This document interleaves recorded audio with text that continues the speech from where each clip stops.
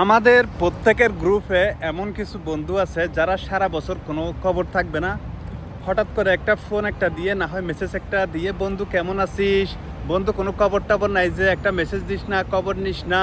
হঠাৎ করে বছর 2 বছর 5 বছর কোনো খবর থাকবে না, হঠাৎ করে ফোন একটা মেসেজ একটা দিয়ে, বন্ধু বড় লোক হয়ে গেছিস, কোনো খবর নাই।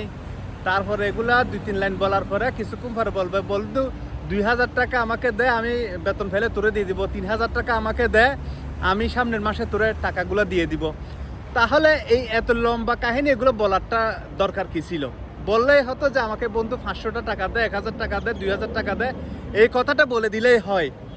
আরে বেটা, কত এরকম 2,000 3,000 আপনারা প্রবাসীরা বলেন তো, আপনারা বন্ধু বান্ধব আত্মীয় স্বজন যাদেরকে 2-3 হাজার টাকা 5,000 টাকাও দিয়েছেন, এগুলো কখনো ফেরত পেয়েছেন বা নিতে পেরেছেন বা মুখ ফুটে আপনি বলতে পেরেছেন?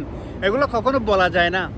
সো আমাদেরকে আলগা ফিরিত আলগা ভালোবাসা এগুলো দেখানোর কোনো মানে হয় না। আরে বেটা, তোরা আমি 2,000 টাকা দিব, 3,000 টাকা দিব, এই একটা নোট হচ্ছে বাংলাদেশের, এই পাশের এই নোটটা হচ্ছে বাংলাদেশের 35,000 টাকা প্লাস। আবার এই পাশের নোটগুলো এগুলো হচ্ছে যে একটা 17,000 টাকা প্লাস।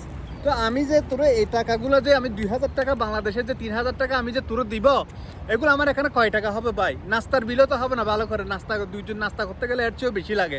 তো শুধু শুধু নাটকগুলো কেন করিস তোরা?